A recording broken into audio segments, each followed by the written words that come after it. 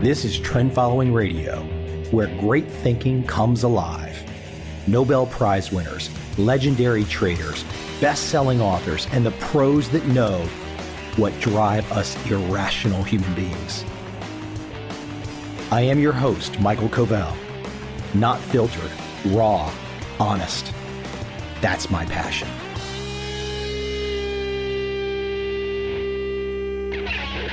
My guest today is Michael Greger. His book, How Not to Age, the scientific approach to getting healthier as you get older. If that doesn't make you want to listen, why do you listen to this podcast? We can have all the money in the world. We can have all the success in the world. But if we're an obese slob who's dying slowly or fast with a really bad health condition, that's no fun. Let's take the deep dive. What does the science say? What are the details? What can we do to save ourselves and live longer? And not only live longer, but be healthier longer. That's the goal. We don't want to be invalids at age 90 or 100. We want to be out running sprints at age 100. At least I want to, because I'm slightly off center. But I like people that bring me the truth. My guest today, Michael Greger, brings the truth. If you don't like the truth, you won't like this conversation. If you like the truth, you'll enjoy. Without any further delay from me, let's jump right into my conversation with Michael Greger.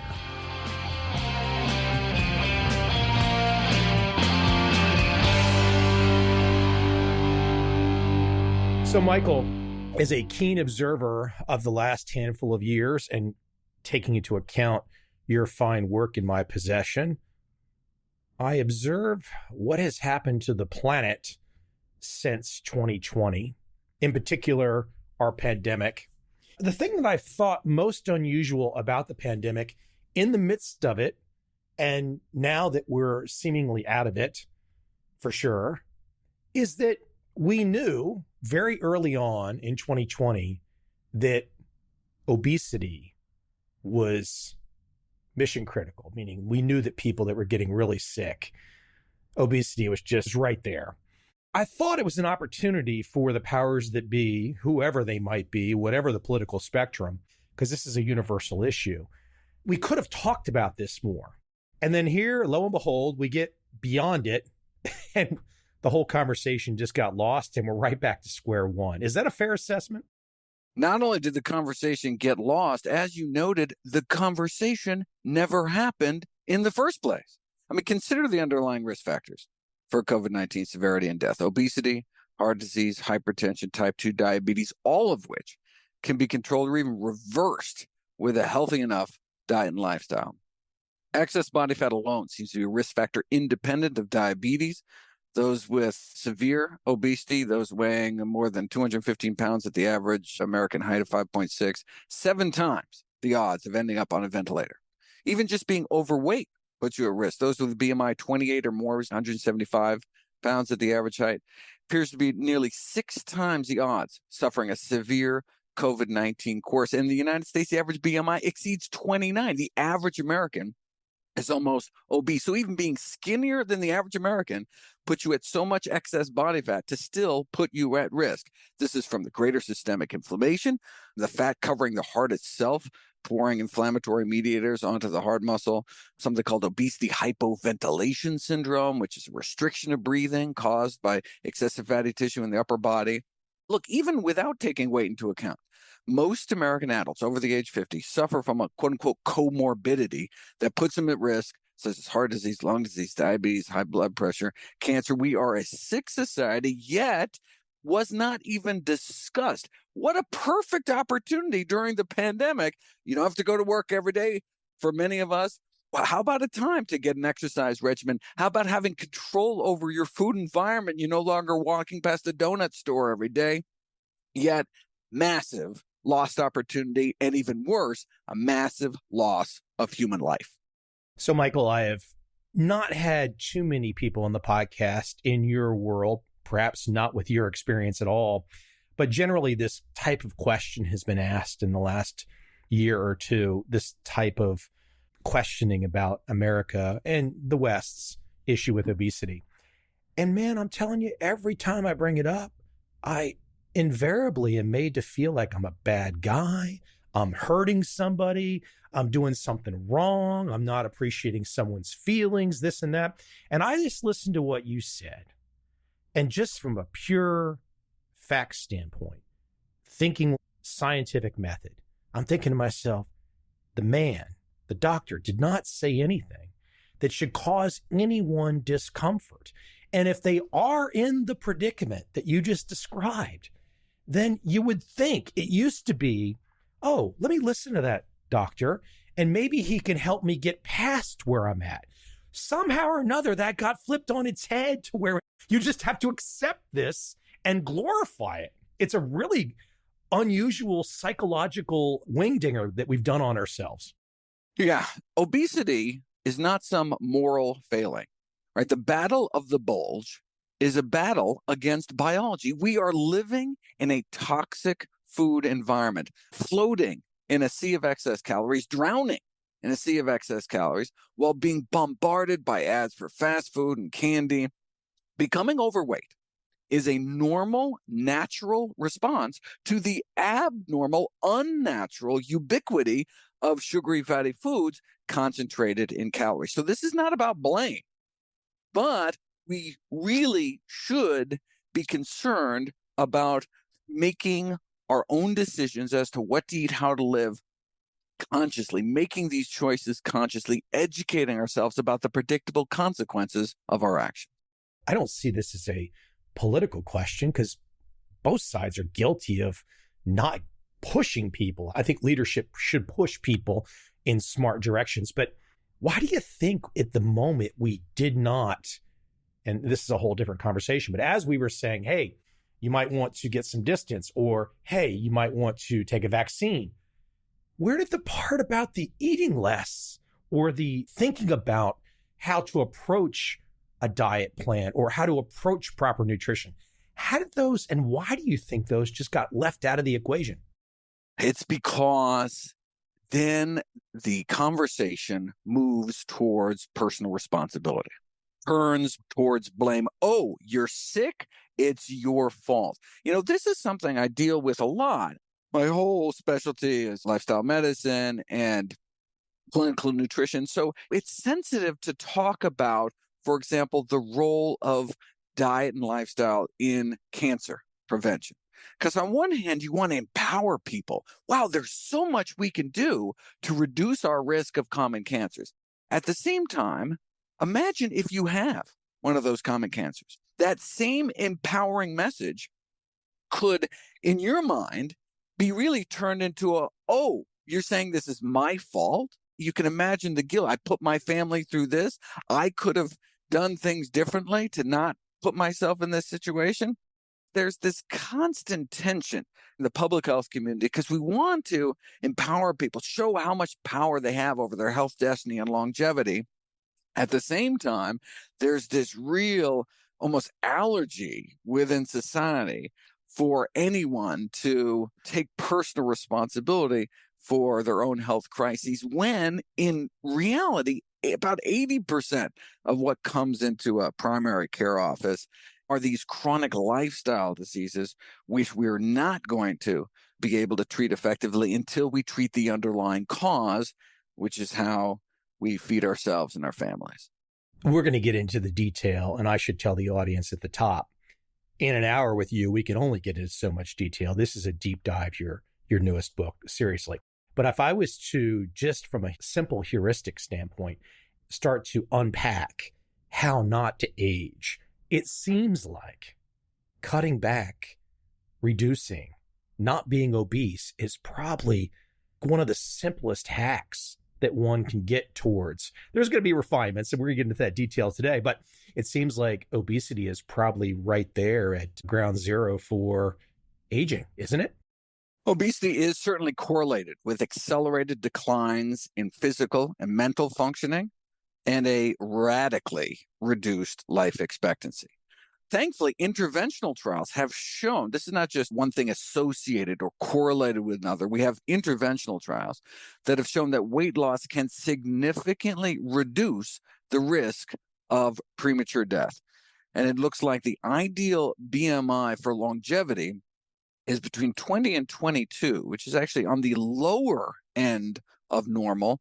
And even independent of BMI, a larger waist is associated with a shorter life. We want to make sure our waist circumference is less than half of our height. Let me keep it at the word premature death for a moment. Can you define what would be not premature death? Because I see sometimes these gross statistics, and I would say that perhaps I have seen in the last handful of years, if we talk about America, that lifespan has been coming down some. Yeah. I could be wrong. You're going to correct me here. But talk about premature death. What is premature death from a numbers standpoint? Our average life expectancy in the United States was already shortening before COVID hit. And of course, COVID just made it worse. And so we were raising the first generation of Americans set on average to live shorter lives than their parents. And what was the primary cause of that? It was the obesity epidemic, which really manifests through increased type 2 diabetes, which contributes to so many different causes of death, principally heart disease. But just taking a step back, there's no such thing as dying from old age. I think that was an important insight that really surprised me when I delved into this literature. There's a study of 42,000 consecutive autopsies, and centenarians, those who lived to be 100, were found to have succumbed to disease in 100% of cases, though most were perceived, even by their physicians, to be healthy just prior to death. Not one, when you actually looked inside, died of old age. They died from disease, most commonly heart disease. It's the prevention of these chronic diseases, which we have control over, that can determine how long we are going to live on average. So I happen to, in terms of my genetic ancestry, I have a great-grandmother got to 101. I have a grandmother got to 100. Another grandmother got to 94. I'm currently Gen X in my 50s. Speak to the genetic part of this. We're going to go all across the territory here, but speak to the genetic part. Clearly, if I choose, and I don't, if I choose to have a really awful lifestyle of lots of alcohol and lots of smoking, and I'm overweight, which I'm not, even though I might have, and all three of those ladies I just described, when they did pass on, were definitely rotund. They were not big in shape ladies or anything. They just got there. But speak to this issue of genetics and what we know right now. Yeah, the odds of living to 100 has risen from about 1 in 20 million to as high as 1 in 50 these days. And the question is, wait a second, why do some make it and others not? And it is not just a matter of picking better parents. Studies following identical twins suggest that only about 25% of the variation in lifespan between people is explained by genetics. And so then the question is, what can we do over the majority of which we may have some control? So even if we've been dealt some bad genetic cards, we can reshuffle the deck with diet and lifestyle. Let me keep it at the lifestyle for a moment. If I look at the example in my family, I would say that all three of these ladies in particular, two were widowers. Well, I guess all three at the time they died were, but one had a very long marriage, over 50 years. But it seemed like the way they carried themselves, they were stress-free. That was my observation. My observation was my two grandmothers, my great-grandmother were just, as I might say, and maybe you're not allowed to say this in this way anymore, but I would say they're nice old ladies. They didn't seem too stressed out about things. And it makes me, as an observer, realize it's like, gosh, okay, I've been stressed out about various things in my life, probably more so than they ever were. Now, that could be wrong about that, but that's just my observation. Speak to some of this issue on stress. Yes. Well, I think this will be a good news for a lot of people, is that increased stress is indeed associated with a shorter lifespan, but through lifestyle behaviors that increase mortality. So stress itself does not appear to independently shorten lifespan. But what happens when people are stressed? Most people not only eat more, but they tend to eat more foods high in sugar, fat, calories. Stress can also increase substance use, alcohol, tobacco, illicit drugs. When you separate out those factors, you actually don't see an increased risk of death, with death from a broken heart, the so-called bereavement stress, All that is true. You're much more likely to die in a state of grief, but it's because you turn to the drink. You all of a sudden start taking less better care of yourself. And so we just have to stop that short circuit and maintain a healthy lifestyle, even through the stressful parts of life. One natural experiment that was set up through history that I talk about in the stress section of the book was areas in Europe under Nazi occupation in World War II. Hard to imagine a more stressful situation than that. But what happened is all of a sudden, because of rationing, cigarettes got cut off. The sugar supply dwindled. All the livestock were killed off, and people had to eat the grains that were originally being fed to the livestock. And what happened to heart disease rates? It must have skyrocketed with all that stress. No, all of a sudden they're eating their backyard vegetables in their garden, and heart disease rates plummeted. Diabetes rates plummeted, and deaths only shot back up upon liberation. So that gives a sense of how a healthier diet and lifestyle appears to be able to trump stress for cardiovascular and overall mortality. I've kind of bumped you around here a little bit, but I want to get to some big picture principles and the larger outline here of the conversation. Speak to lifespan and health span. Bring people into your mindset on those two particular terms. Yeah, it's not just about adding years to your life, but life to your years. So we're not only living shorter lives, we're living shorter, healthy lives. So we're living more of our lives at the end of life, more of our years at the end of life with a serious disability. And that's defined in a couple different ways in terms of independence and mobility. Can you get up a flight of stairs and these kind of things that really can impair the quality of life such that the prospect of adding a few extra years to one's life isn't necessarily something that people are excited about. You know, when you survey people and say, how long do you want to live?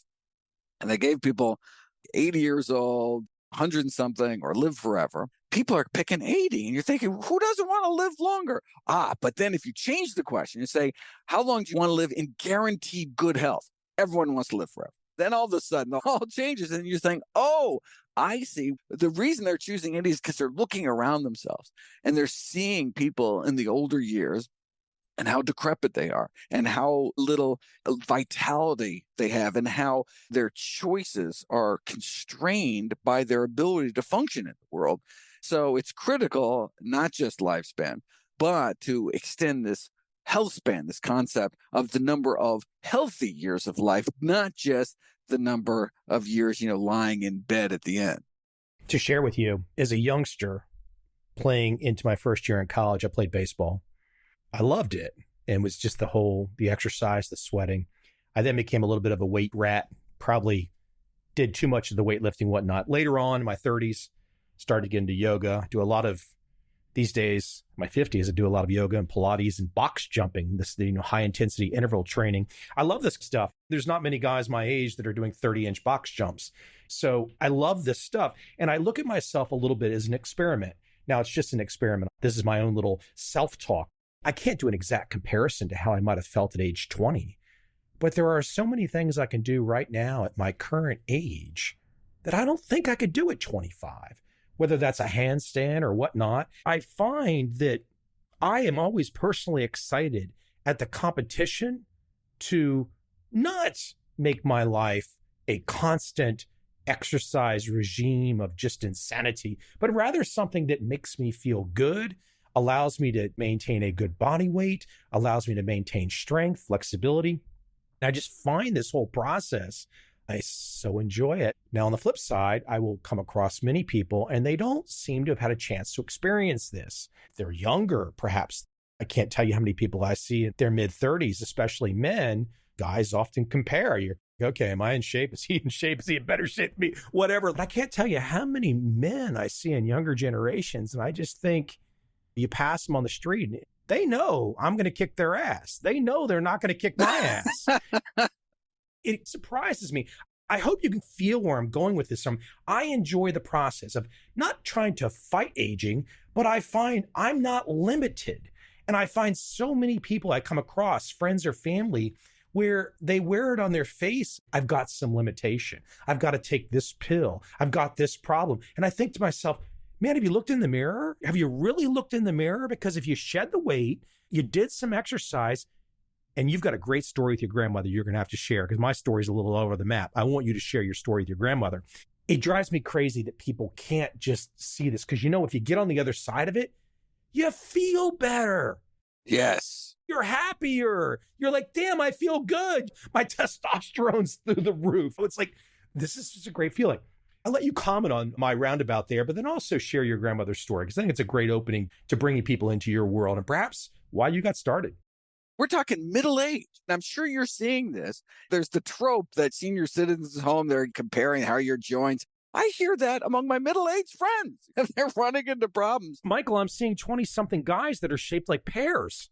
It's important to recognize that physical activity doesn't just improve muscle mass and strength, balance, mobility, decreasing risk of falls, helps minimize bone loss, but improves cognition, enhances mood, can treat depression, improves artery function, erectile function, insulin sensitivity, overall quality of life.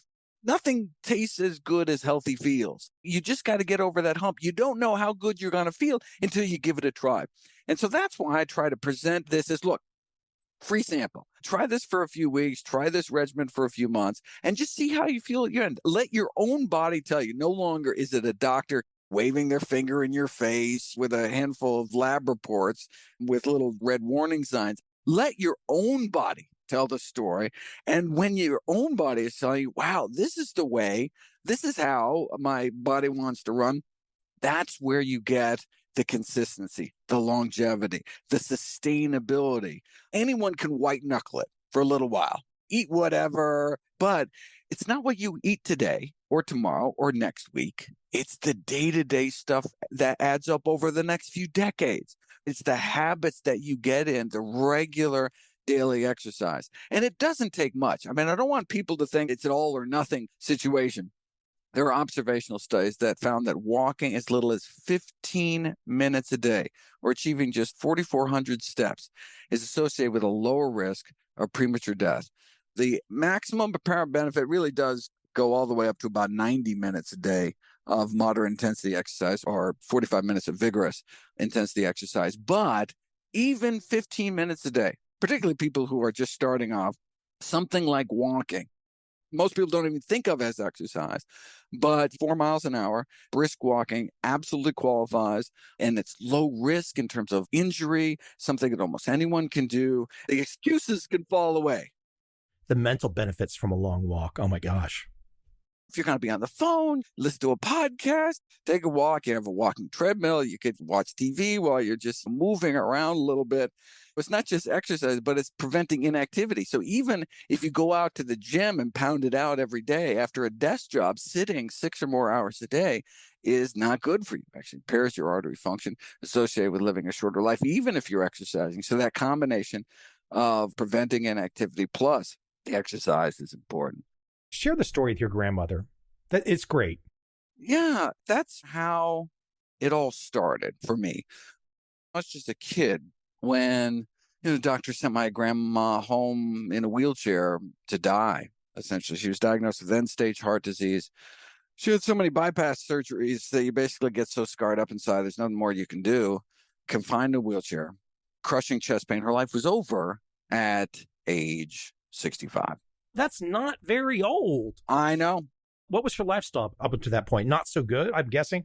Standard American diet. Number one killer of women, same number one killer of men, heart disease. We keep eating and living like this. Eventually, our artery's going to clog up, and hers just clogged off earlier than others. But then she heard about this guy, Nathan Pritikin, on 60 Minutes. This guy, Nathan Pritikin, one of our earliest lifestyle medicine pioneers. And what happened next is actually detailed. I was so pleasantly surprised to realize later in life, actually detailed in Pritikin's biography. It talks about Frances Greger, my grandmother. They wheeled her in. She walked out. Though she was given her medical death sentence at age 65, thanks to a healthy diet, she went on to live another 31 years till age 96, continued to enjoy her 6 grandkids, including me. That's why I went into medicine. That's why I practiced lifestyle medicine, why I started this website, nutritionfacts.org, why I wrote the book, How Not to Die, and why 100% of the proceeds I get from all my books are all donated to charity. I just want to do for everyone's family what Pritikin did for my family. So now here's the counter to your logical, rational reasoning, scientific methods, studies, taking control, personal responsibility, watching what goes in one's mouth. Now, I spend most of my time in Asia. I was just in the States for a month. And if I flip on Mr. CNN or I flip on Mr. Fox News, I didn't even watch this much while I was there. I would hazard a guess after about an hour of watching either of those channels that you have probably been bombarded with, I don't know, 5, 6, 7, 10 advertisements, perhaps from Big Pharma about something you got to take for some disease that I've never heard of that clearly must be a big thing these days.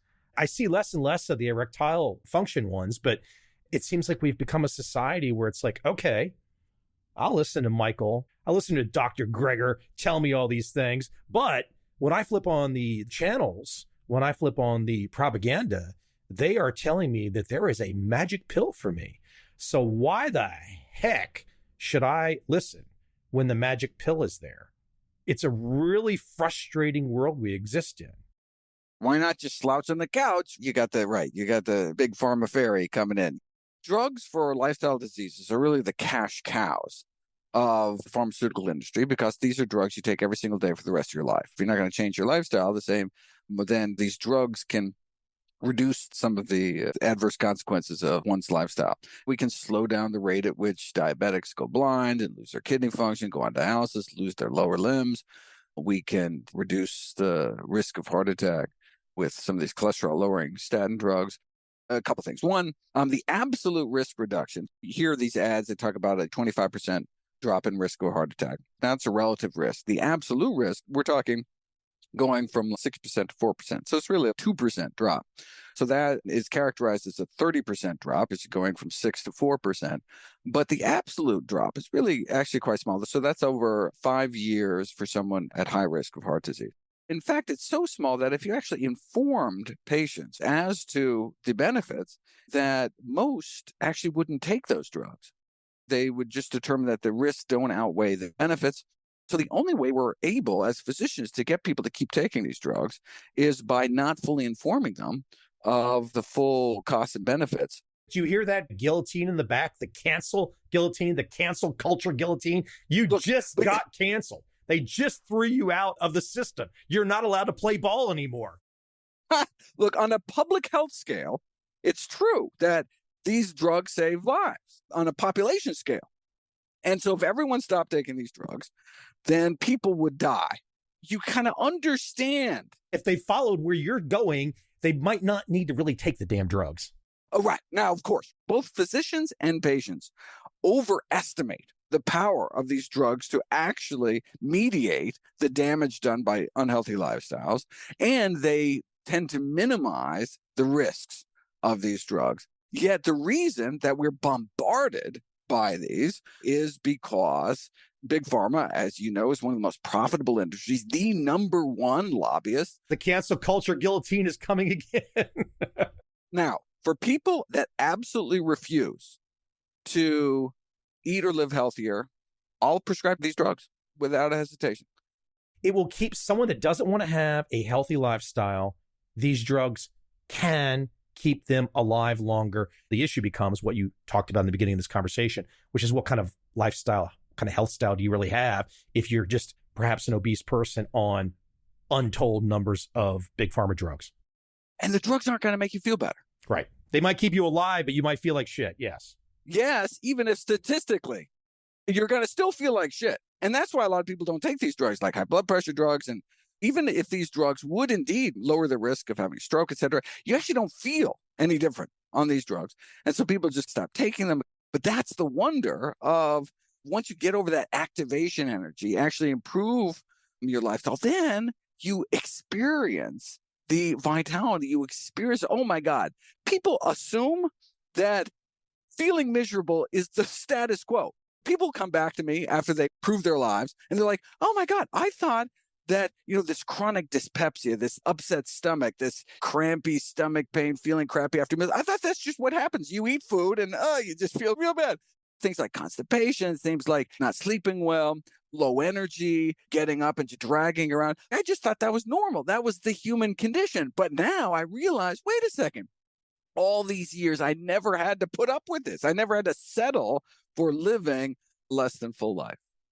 I must share. So for the last decade, excluding a few South Pacific islands, America is the most obese country in the world by the World Health Organization metrics. I happen to live in the least obese country in the world. It's been a fascinating contrast for me. Now, unfortunately, this could be anecdotal, but I do see some of that American fast food, courtesy of McDonald's, finding its way into the diet. But overall, it's still a pretty thin place. And I hope it stays that way, but it's an interesting contrast. And sometimes I try to share with people here, because many people have not traveled to America. It's a long way. I try to share some of the health style differences, and I try to share some of the weight differences. Many Vietnamese think I'm joking. They think it's not real. They can't believe the weight differential, for example, between, let's say, the average woman in many Asian countries to the average woman, for example, in America. They can't believe these weight differences. They think I'm pulling their leg. I'm making something up. They must see the tourists, though. Yeah, there's not as many here as a place like Thailand or Japan. I see. It's a great point. I see the tourist. I'm like, wow, okay, that keeps me up to speed with what's going on in the West. And tourists are probably even slimmer than the average. The fact that you can get on a plane and move somewhere. You're not seeing America's full pride and joy getting on the planes. Unfortunately, let's face it, you and I know this. You start to be 300-400 pounds, you're really not flying anymore. That's not happening. It's too much. Well, enjoy your low BMI country while it lasts, because look right over to China, for example, which used to be a country of skinny people. And now in one generation, and this is a great illustration of how genetics play such a small role. Genes didn't change over the last generation. What changed is the food supply, this westernization, this Kentucky fried chickenization of the Western world. We're exporting our lifestyle to these countries, and they don't have the healthcare infrastructure to deal with a pandemic of diabetes. It's going to just break their system. It hasn't exported, and this is a one country example. I find Japan has stayed outside of it a touch. I don't know what the obesity rates are in Japan, but I think they have stayed outside of it. They have the longest life expectancy, and they're preserving it. They're really good about preserving their natural identity. They have these immigration laws. They really take their lifestyle seriously. And what do they get for it? They get the longest average lifespan on planet Earth. Let me take it to diet. Again, I said at the beginning, this book is a deep dive. So we're only just cursory level. But if we were to bring people into diet, I can think of in America, for the audience that I have, which is pretty diverse, but in America, we have the government offering something called the food pyramid. I think it's still in place. And it basically, as far as I remember, it tells you to basically eat a loaf of bread a day, something to that effect. I don't think it's changed much. Eat a loaf of bread a day and you'll be healthy. Clearly, this is not healthy. When you start doing inventory, bring somebody in, you're having that first conversation with somebody. Maybe they're a little overweight, maybe they're a lot overweight. How do you start to bring people into, whether they are open or whether they're resisting you a little, start to explain the proper nutritional intake, a proper diet for today, what people should be thinking about to get them more interested in diving into the deep dive of your work. But where should people be thinking on diet today? The particular foods they eat. Thankfully, the pyramid is artifact of history. It was 2011 when the pyramid was changed to the My Plate, which is certainly an improvement, encouraging people to make sure at least half their plates are fruits and vegetables. Every 5 years, the dietary guidelines come out, and they get better every 5 years. The more and more pressure there is to declare their transparency about conflicts of interest with the food industry. As more attention has been placed on that, they've become more and more evidence-based, science-based, which is certainly good news. But in terms of one-on-one in a clinical setting, it's really, everyone's different. People's personalities are different. They're in different places. It's really sitting down, having a conversation about what their goals are in life. Because look, it's your body, your choice. You want to go smoke cigarettes, you want to go bungee jumping, do whatever you want. All I can do as a physician is educate you as people in your situation who follow X, Y, and Z. These are the predictable consequences of your actions. And then how will that impact what you want to do in your life? People want to see their kids grow up. They want to do X, Y, and Z. They still have all these dreams. Well, then if that's what you want to do, then we got to keep you healthy. These are your goals, not mine. If you want to do this, well, then you need to have the mobility. You need to have the health. And so, all right, well, let's sit down. I've come to attract a healthier crowd because I have this reputation.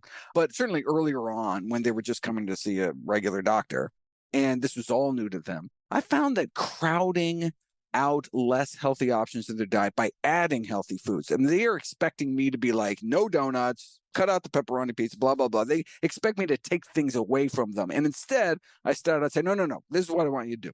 I want you to eat an apple before every lunch and dinner. Or I want you to drink this much water. Or I want you to replace the soda with water, these little things. And I'm actually adding healthy foods to your diet. I want you to have this bowl of oatmeal. I want you to add berries to this. I want you to... Let me ask a clarification here. Let's go cold turkey. Let's pretend that whoever's on your couch is not addicted to Oprah and Dr. Phil and needs a group hug and no kumbaya stuff. Let's assume it's me and you could talk bluntly to me and you could tell me exactly what I need. No BS, right to the point.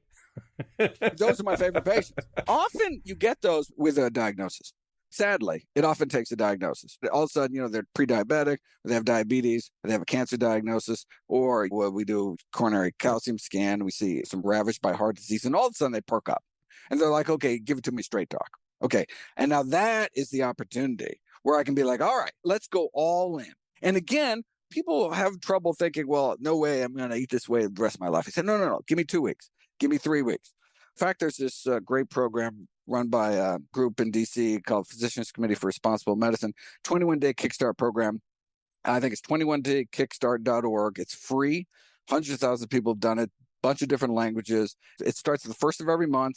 You sign up and you become part of a social media group and you share recipes, you get tips every day. And the whole goal is let's just do this. Let's go all in for 21 days. Look, you could eat anything for 21 days. You could eat nothing for 21 days. So let's just give this a try to see. You got some really scary lab results. Let's see what happens to those lab results in 3 weeks. Have people diving all the way in, centering their diets, not just around healthy foods, but the healthiest possible foods out there. And then their own body, they'll have that energy and the digestion and their own body's pointing that direction. Their labs, literally within a few weeks, we can all of a sudden they're no longer qualify for statins or high blood pressure drugs or blood sugar lowering drugs. With that experiment, with that knowledge, they can then decide to go back and be like, all right, I know I have this ace in the hole if I should ever need it.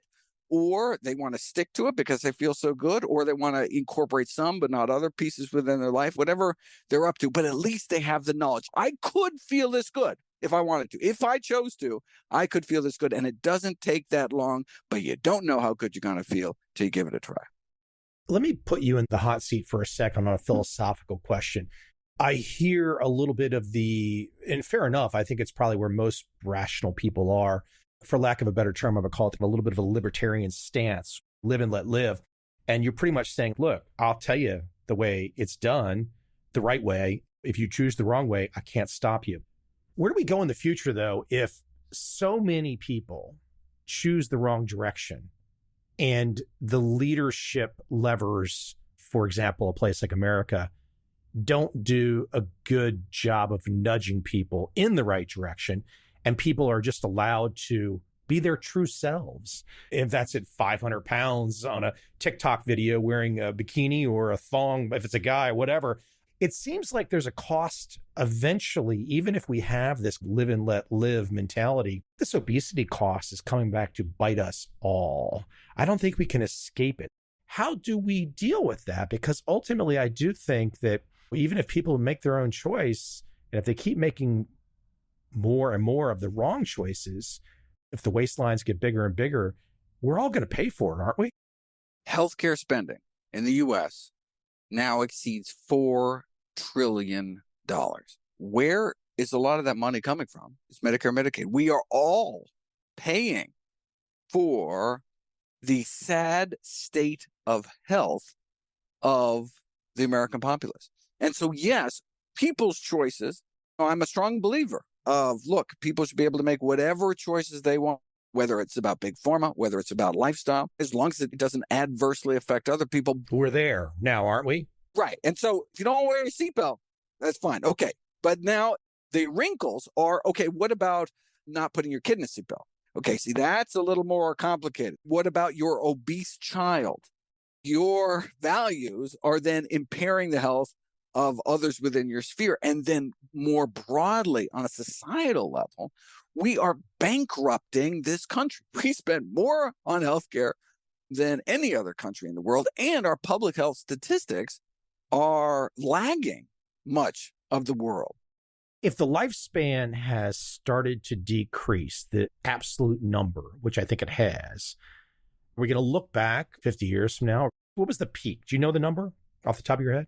So it's different for men and women. I think women got up to 78 and then started to slip back, and men were a few years earlier. When was the peak? 2010 or so, in that range? I would have to look back. And of course, COVID pushed things even further. My point for bringing it up, it seems like that's ultimately where it's going to play out, is that, okay, we'll spend more and more money on these lifestyle choices that many of us are making, and the absolute number will keep coming down. It's quite a sad situation where it does seem like with leadership and nudges, very strong nudges we might need, that so much of this is reversible. To share with the audience, I'm looking at your table of contents right now. It's deep. And I'm looking at chapter 3, just as a side to share with the audience. Preserving your bones, preserving your bowel and bladder function, preserving your circulation, preserving your hair, preserving your hearing, preserving your hormones, preserving your immune system, preserving your joints, preserving your mind. This is a deep topic. It shouldn't scare people, because ultimately, back to our opening salvo of this conversation, if we can live longer and if we can have a great quality of life, then we should be excited by guys like you putting this information into a book that anybody can read. What's the audience for the book? The audience for a book that really just want to know, what's the science? What could I do if I chose to do it? And look, a lot of people are not going to be interested, but there's so much nutritional noise and nonsense out there. There's so much money, not only within the field of big pharma, but this trillion-dollar processed food industry. There's just so much muddying of the waters with this commercial corruption and what we're being bombarded with everywhere. Let me just cut through. Here's what the science says. Take it or leave it. I think I talk about in the introduction how science has gotten a bad name over the last few years, and people are, I think, less and less interested and more about doing their own research and these crazy conspiracies out there, which I think is sad. But part of it is the fault of so many failing institutions, including some of our leading medical journals, our leading medical institutions, that I think it's understandable that people have this distrust. It's like that quote from Winston Churchill, where democracy, worst form of government, except for all the others. Well, that's where we are with the peer-reviewed medical literature. Worst form of evidence, except for all the others. That's what we have to work with. Let me give a little bit of man in the street type flavor. I can remember drinking alcohol for the first time as a sophomore in high school outside the DC area. And we got grandfathered in that we could go drink in DC at 18. So we were all getting fake IDs in Virginia to go to drink in Georgetown at 18, Georgetown being the Washington, DC bars. And okay, if you do this at that age, there's a consequence. There's a hangover. Your bowel system is not going to be happy. And I can remember a lot of that, and I don't drink at all now. Even at that level, as a youngster, as a teenager, you're like, okay, if I drink all this, I'm going to feel terrible the next day. My body's not going to be happy. And I think for me, that personal responsibility issue is always there, regardless of age, regardless of experience. If somebody goes out tonight, unless they're training and blowing off so many calories that they can't count, if any one of us goes out, any single human being, and eats a whole pizza, not to say it's impossible, I'm sure I've done it at some stage in my life, in my youth, but if you eat a whole pizza, like the alcohol, you're going to feel it. And this is the part that I always find interesting is that, okay, I can see your work from the deep dive on the science side, the medical side. I always wonder about the decision-making side where we know this stuff is not doing good for us, but we still do it. It's right back to the various forms of addiction, clearly. We'd like to see people making bad choices and getting that immediate feedback.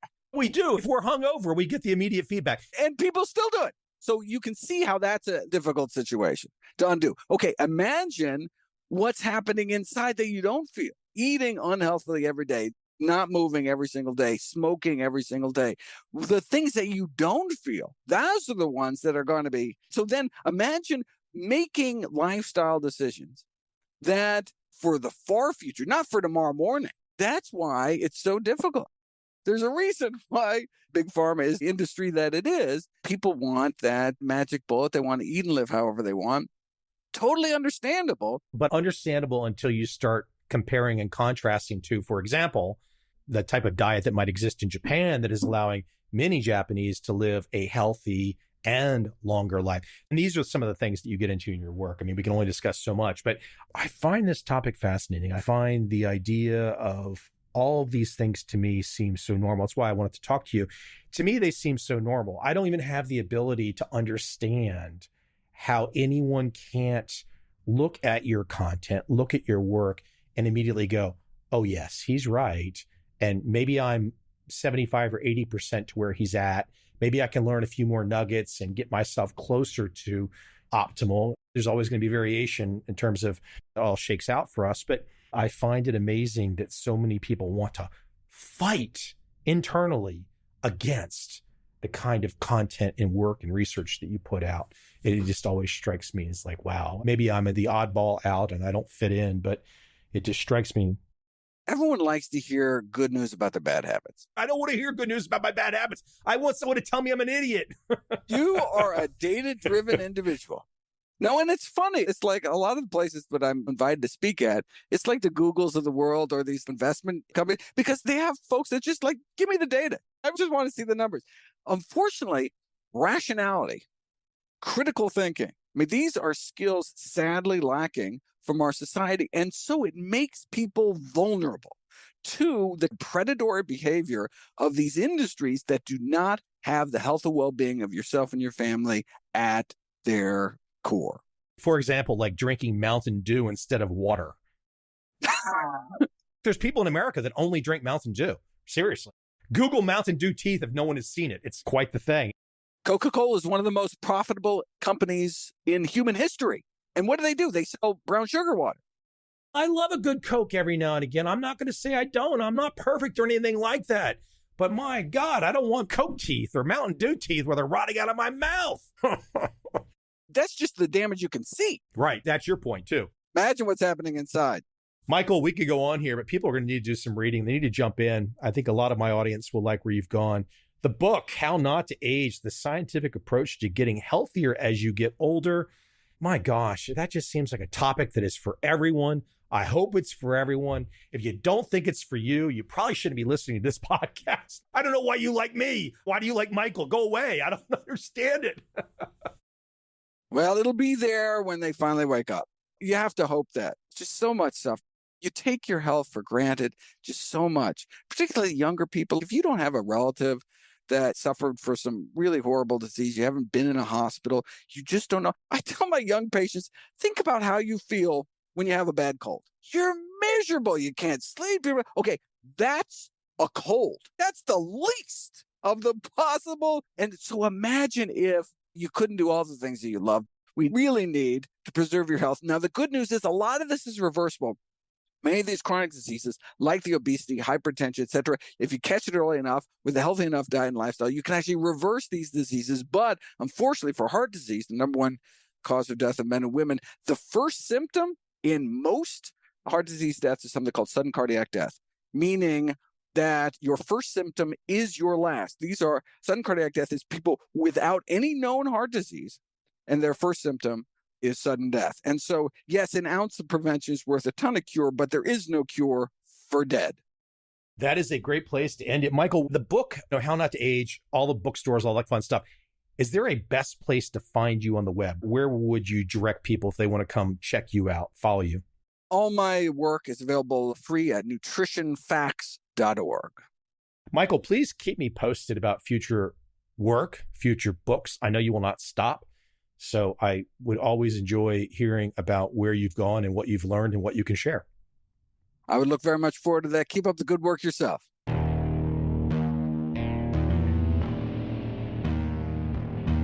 I see a time when those awake will understand how to make money in up, down, and surprise markets. Whether new trader or experienced, college student or financial advisor, protecting against a crash or just trying to make a lot of money, trend following offers everyone an answer in uncertain times. To get started immediately, send me an email, michael@covel.com. I will send you the right trend following steps to take along with my free video. But if you want to buy and hold, trust the government and trust Wall Street, this is absolutely not for you.